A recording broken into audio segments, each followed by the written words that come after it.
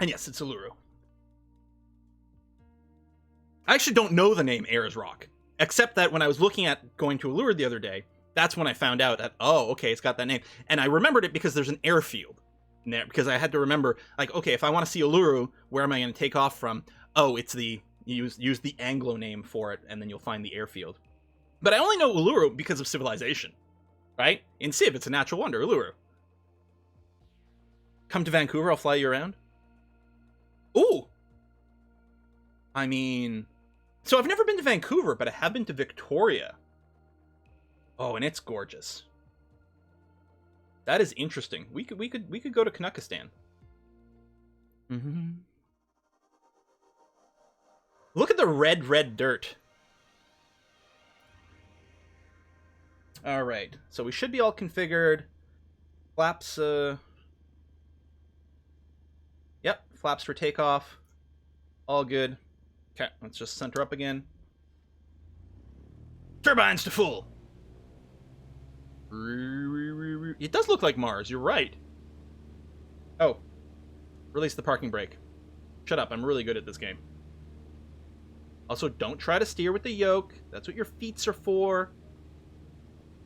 Here you go. Some light forward pressure, thank you.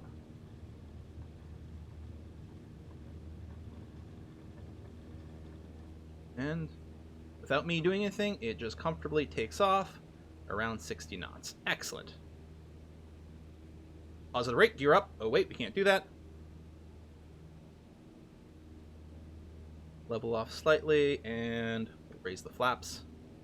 Alright, so we're looking for a big ol' rock in the flat terrain where we are. There it is. I don't think it'll be very hard to spot.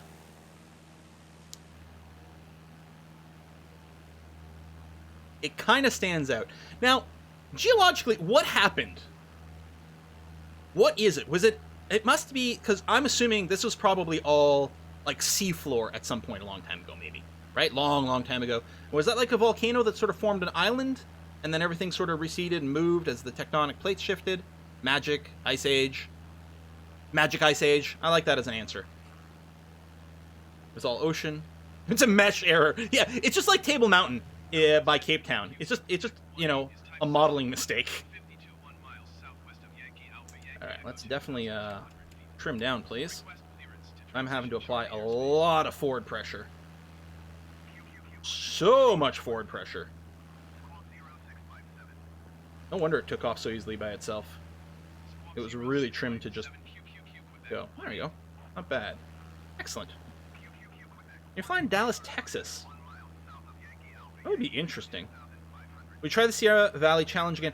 Probably. So I'm hoping the release version, I don't know if I did something wrong, because it didn't seem to have saved my progress. But yeah, I definitely want to do it again, because it was a fun flight. It's an interesting challenge. Probably Slarty Bartfast left his signature, as he did with the Fjords in Norway. Yeah. Where did he get reassigned to work on? When Slarty Bartfast, we're talking about Hitchhiker's Guide to the Galaxy. He got assigned, he got assigned to Africa! And he's like, I don't care, I'm going to put fjords here anyway, even if it doesn't make any sense. That's right. That's right. Got assigned to, like, I think just Africa in general, which is, you know, again, like, could you be a bit more specific? Africa's a big place with a lot of countries, but I think it was just something like that. And he was like, no, I'm going to put fjords here anyway, because I like them. Cradle Lake in Oregon. Ooh. Yes, the lovely crinkly bits. That's right. Or just add a certain aesthetic to the continent. I mean, maybe think about the Nile River Delta, right? Like Cairo and Alexandria and all that. That delta, it's just sort of kind of a fjord of another name, right? It's a fjord, but a little flatter. I think we are on Earth too.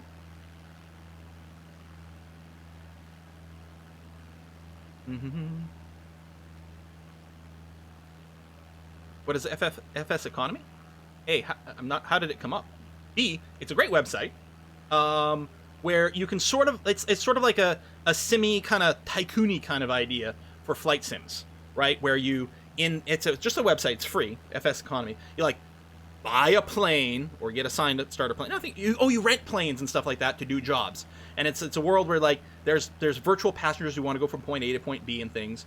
And so you just like accept the job in the website, and then you go into your flight simulator and you do the thing. They have a plugin as well that links up. I don't think they've got it set up for the new Microsoft Flight Simulator yet. But then it tracks your takeoff and your landing, and then credits you for completing that flight, delivering passengers or cargo wherever it's supposed to go. It's a really great way to get some fun sort of missions and things effectively for you to play it. Someone who's using it in the MSFS. Okay. Now, I don't think you need to use a plugin for it. I think you can input it manually, but the plugin is there to try to make sure that you do it legit, because they charge you for fuel and things too. So maybe the plugin has been updated, in which case that's excellent, because I like FS economy is quite cool, a lot of fun. You fly a T-31 in Dallas. Do we have a T-31 in here? AOE, over here. This is the angle of attack. So check this out. If I start to pitch up, what you're going to see, it's going to go yellow, red. Can you hear that buzzing tone? It'll be more obvious if I'm inside. Hang on. Let me pop inside the plane. Hear that whine? So that so angle of attack is basically just the angle of your wing versus the air coming through. And you can stall a plane. Now, not stalling the engine, right? Where stall an engine, the engine just peters out.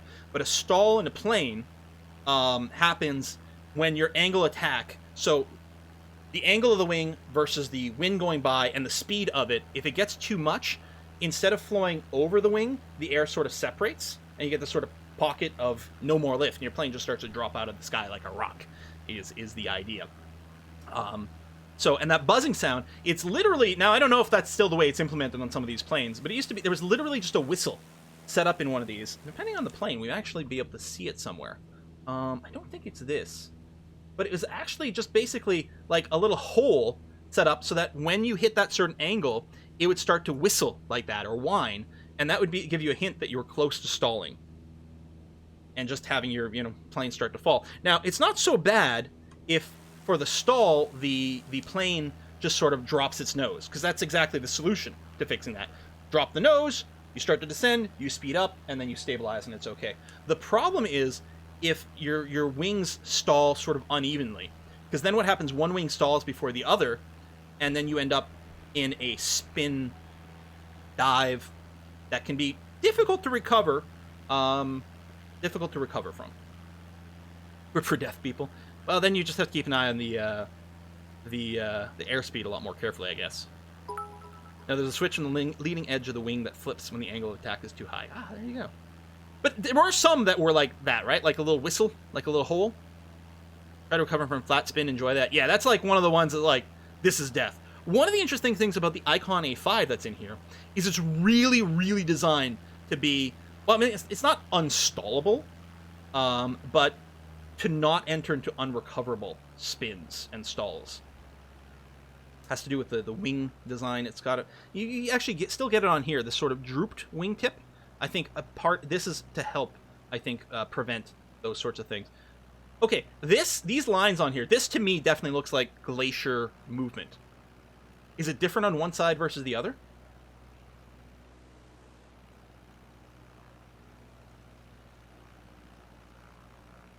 Wow, landing on this would be hard. It is very, very ridged. Here you land on it.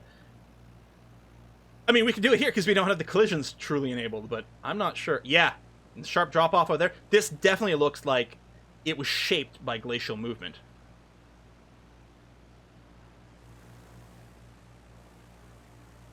This is a very dramatic place. I mean, in the middle of nowhere. The rest of it, eh.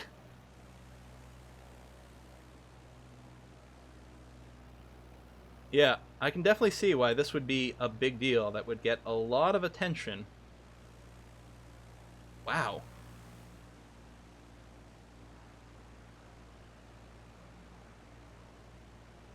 Now, there's no, like, cities or anything near here, right?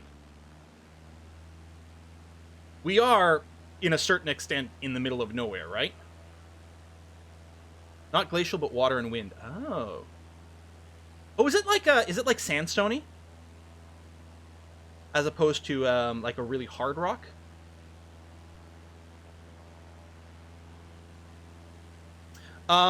Flight Simulator does not have VR support at release, but they will be adding it in an update this fall.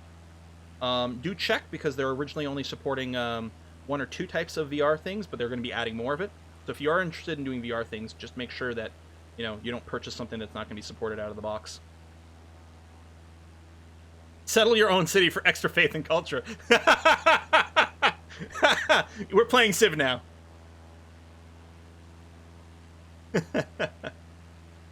Yay!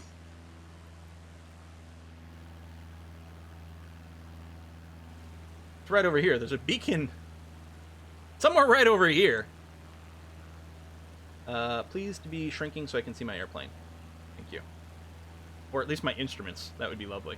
Well, I guess I don't have a, there's like no artificial horizon over here, so if I don't see the plane, I actually can't tell my banking. Well, that's not true. The little purple marker over here shows you your bank, so that you can see that. All right, let's... Is it just a radio tower, though? It might not actually be anything there. Oh, no, there's an airstrip. That's not where I took off from, though. There's an airport there.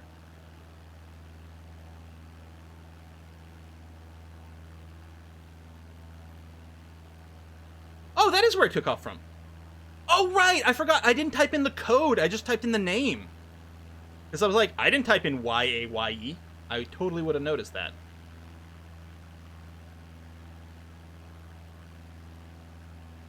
Yeah, HP Reverb is supported at launch. Yeah, I was like, I think it's something like that. Which sounds like it's an amazing headset.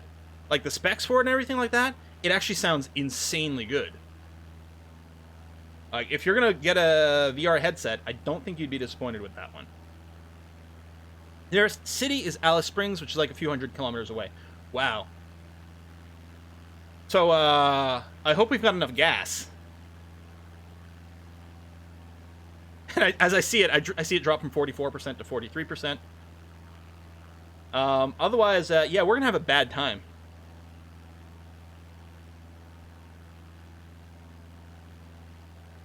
So, we'll pop into one more spot. We're coming up on 4 o'clock, so that'll be a 3-hour stream. And 4 o'clock, I'll hand things over to Kiss for Luck as well. I don't know what she's streaming today. Maybe Minecraft today? I'm not sure. And, so yeah, we will pop in somewhere else. I mean, we are near New Zealand, so popping over there kind of makes sense. Maybe we should just do that. Just do a pit stop. Refueling only takes 5 seconds. So fly until you're out of gas, ditch the plane, complete the trip on foot. Ooh, Dubai. Ooh. Yeah, but, I mean, this is Australia we're talking about. Like, 100 miles is nothing, right? Oh, we could load an airliner as well. Oh yeah, I know that's not the airport. I'm not specifically landing anywhere. Few requests for Dubai. You know what? Let's do that. Let's load up one of the big airliners in Dubai. Is the airport just called Dubai?